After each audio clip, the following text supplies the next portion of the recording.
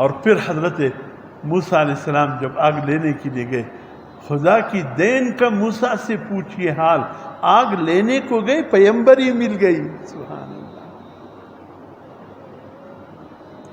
بہرحال یہ واقعہ میں نے کئی دفعہ عرض کر چکا ہوں، دوہرا نہیں رہا ہوں، وقت کی بڑی کمی ہے میرے پاس۔ تو بہرحال وہاں گئے، پتہ چلا مسئلہ کچھ اور ہے، آگ جس کو میں تلاش کرنے کے لیے نکلے یہ آگ نہیں ہے، یہ کچھ اور ہے۔ کچھ جڑی بوٹیوں کو جمع کیا، اس درخت کے قریب یوں کرتا ہے،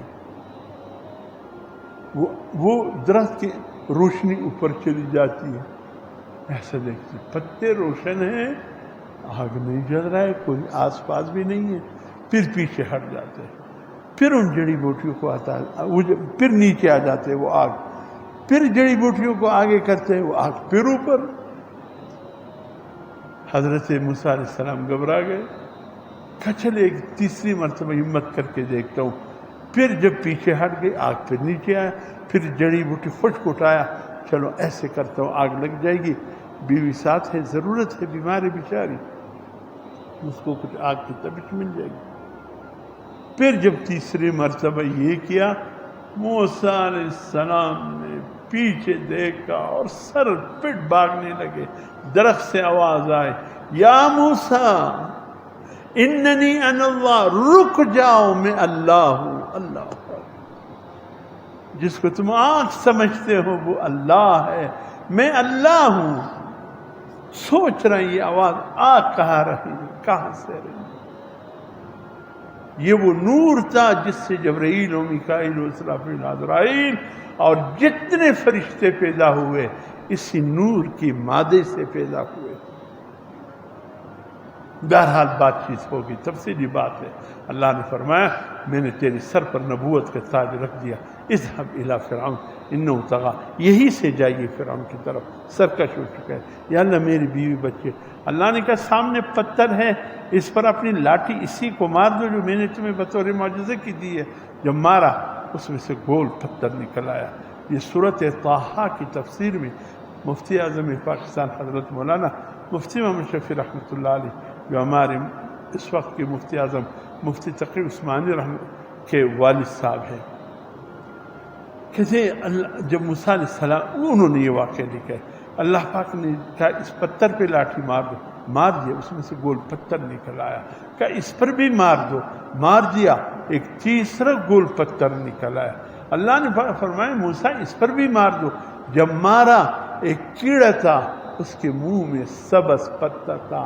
اللہ نے فرمایا موسیٰ کس کو پتہ تھا ان تین پتھر کے اندر بھی میری مخلوق ہے، اس ٹائم اس کو کس چیز کی ضرورت ہے؟ ہم تجھے بھول جائیں گے؟ ہم تو پتھر کے اندر بھی اپنی مخلوق کو نہیں بھولے، ہم تجھے بھول جائیں گے کہ تیرا رزق وما من دابۃ فی الارض الا علی اللہ رزقها ویعلم مستقرها ومستودعها۔ سفر میں ہو تب بھی وہ جانتا ہے، گھر پہ ہو تب بھی وہ جانتے ہیں۔ کسی مسافر سے اللہ نے نہیں کہا رزق اپنے ساتھ لے کر چلو، فرمایا نہیں تم چلے جاؤ، ہم رزق وہاں پہنچا دیں گے، ہم جانتے ہیں تم کہاں ہو۔ موسیٰ علیہ السلام نے کہا، اس لیے موسیٰ علیہ السلام نے ایک دعا مانگی، یہی وہ دعا باکمال، رب اشرح لی صدری ویسر لی امری واحلل عقدۃ من، اے اللہ میرے دل میں غصے والے تھے، تھوڑے جذبات والے تھے، بعینہ ہی حضرت موسیٰ علیہ السلام اور حضرت عمر فاروق رضی اللہ تعالیٰ عنہ کی طبیعت ایک جیسا تھا، جذبات میں تھا۔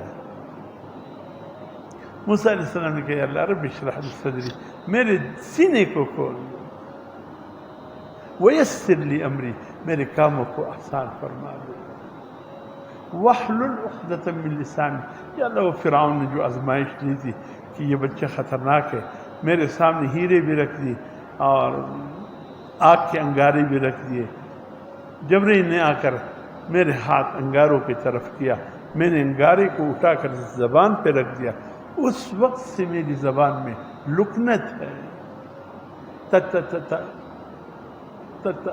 لکنت جو آ جاتے، واحلل عقدۃ من لسانی، یا اللہ میری زبان سے لکنت کو دور کرنا۔ اگر آپ کے گھر میں کوئی لکنت کا مریض ہے، کوئی بچہ، تو اس کو شیشے کے سامنے بٹھا کر کہ اپنا چہرہ دیکھے، اس کو صبح شام کہو بیٹے یہ پڑھا کرو وَاحْلُلْ عُقْدَةً مِّن لِسَانِي، یہ موسیٰ علیہ السلام کی دعا ہے زبان کی لکنت دور کرنے کے لیے۔ 21 مرتبہ صبح، 21 مرتبہ شام کو، لیکن شیشہ سامنے ہو، یہ شیشے میں اپنی زبان کو دیکھتا رہے۔ انشاءاللہ ایک دن آئے گا اللہ اس کی زبان کی لکنت کو ختم فرما، چھوٹا ہو یا بڑا ہو، خاتون ہے کو مرد، جو بھی بڑی وَاحْلُلْ عُقْدَةً مِّن لِسَانِي، یعنی زبان کی لکنت کو دور کر دے، یفقہوا قولی، تاکہ کوئی میری بات کو اچھی طرح سمجھ سکے۔ اور آگے فرمایا یفقہوا قولی، یہ جو آگے دعا آ رہی ہے سبحان اللہ، کون ایسا بھائی ہوگا جو اپنے بھائی کے لیے اپنی وسیع کو اتنا وسعت دے گا جیسے موسیٰ علیہ السلام نے اپنے بھائی ہارون کے لیے سینے کو وسعت دی۔ فرمایا اللہ ایک دعا اور ہے، ہاں موسیٰ مانگیے کیا؟ یا اللہ وَجَعَلْنِي وَزِيرًا مِّنْ أَهْلِي، میرا بھائی ہارون کو یا اللہ میرے اس کام میں شریک کر دے، وہ میرا نائب بنا دے۔ اس لیے کہ جب دو ہوں گے، ایک بات کرے گا دوسرا تائید کرے گا۔ اس لیے ہمارے تبلیغی ساتھی جب گشت پر جاتے ہیں نا، حکم یہ کہ اکیلے مت جایا کرو، 2-3 بندے لازمی ہوں، ایک بات کریں، اپنے ساتھی کم از کم تائید کرے تاکہ وہ سننے والے پہ تھوڑا اثر ہو جائے۔ اللہ نے یہ دعا بھی قبول کی۔ جب موسیٰ علیہ السلام مصر پہنچے، بھائی نے استقبال کیا، کہا ہارون تمہیں کس نے بتایا کہ میں آ رہا ہوں؟ کہا میرے رب نے بتایا، جب تو دعا مانگ رہا تھا اللہ نے مجھے اطلاع کر دی، ہم نے تجھے بھی پیغمبر بنا دیا۔